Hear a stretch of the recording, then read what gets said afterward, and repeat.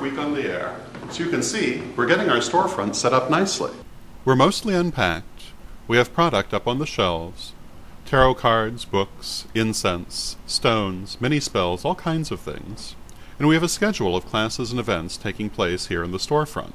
A few days ago, we had our first class. This was a class by Lady Crystal on how to connect with your spirit guides. A lot of people think it's hard to connect with your guides, but it isn't. They are as anxious to connect with you as you are to connect with them. They've been trying to get through on your life. A few days ago, our good friend Lady Bitterwind came by. Lady Bitterwind is the first elder of the Correllian Tradition, and she spoke with us about the upcoming lustration ceremony and about her role as first elder of tradition. Okay. As a first elder, I see my role as being a conduit for the spirituality that you and Don have, which is pretty much, you know, a higher level than your average person can reach.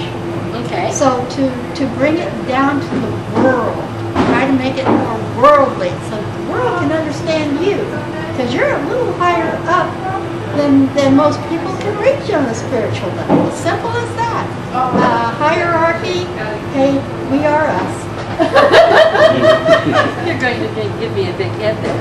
Okay. So, down to specifics. How is that expressed in the actual ritual of the lustration? What do you do physically, and what does it mean? I speak for ancestors, which is a lower level of spirituality than what you and Don, who are speaking for gods, are.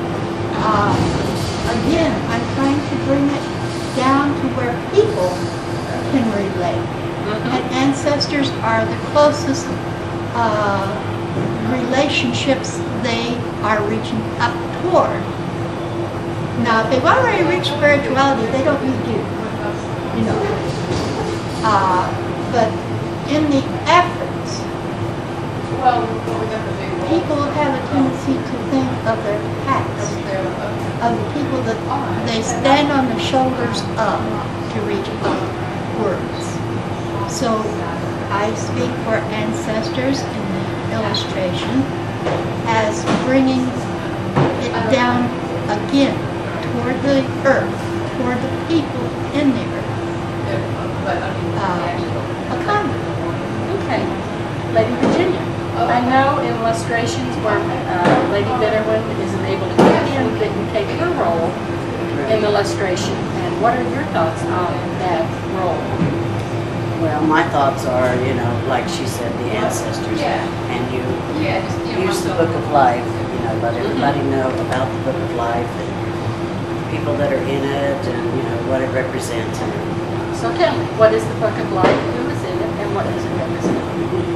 The Book of Life is everyone that is in the Correllian Tradition, and it represents the Correllian themselves, you know. So we know in this book it has everybody that is in the tradition, deceased, whatever. We are all in it. And it just represents our tradition. And like I said, I'm going to do the herald, but I've never been the herald. I've always done Jenny's part every time I do it. So this is something I have to learn, what I have to do. So. Learning experience. Okay, now physically, I know that you bring the water. Now, physically, what do you do? You bring the water, what do you do? Walk me through this. All right. Basically, I bring the water to Don to be blessed.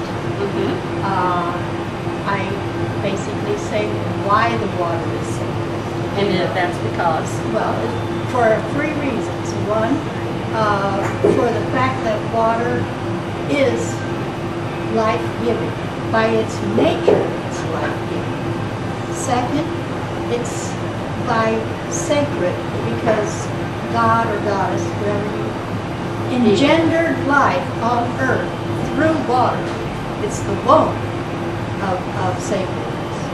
And third, by our actions in making it a holy item of the tradition, we are acknowledging its sacredness and its life-giving properties into the future, as well as the past and the present, you see. So for 3 reasons it's sacred. And you say that, and well, this is sacred water, blessed Holy Spirit, imbue it, you know. And then you spread it to the 4 quarters and to all your Correllian brothers and sisters as a flowing fruit of the Holy Spirit that you are engendering into the water and that we're spreading out. Okay, thank you. Do you have any more thoughts about the lustration and being the first elder? What has it meant to you through the years to have this position? It's been a thrill, of course, and it's also been a little bit of a burden because you never really feel like you're doing the job you really think you should be doing, if you know what I mean. You want to do the best you can, and you do the best you can, but you always feel like, hey, I'm falling short. Here I am trying to speak for Spirit, and it's not coming through right. Hello? You know,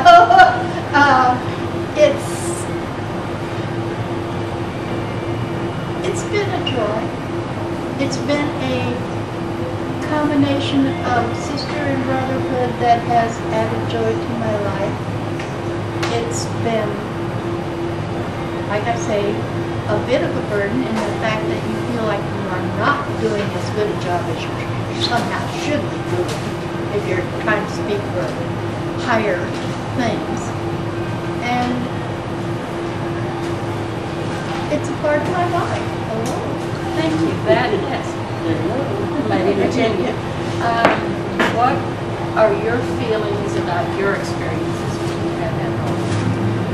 Well, when I had that role, in the beginning I really felt honored because I was doing it for Lady Bitterwind, and being there in that part, I felt a greatness because Dawn had asked me to do it, and it really made me feel good. I knew I couldn't do it as good as she could, but I did the best I could. Everybody's feeling that. We always enjoy it when Lady Bitterwind comes by. In part 2 of our episode, we bring you an interview I did some time ago with Michelle Belanger, the noted author and musician. I hope you'll stay tuned for that.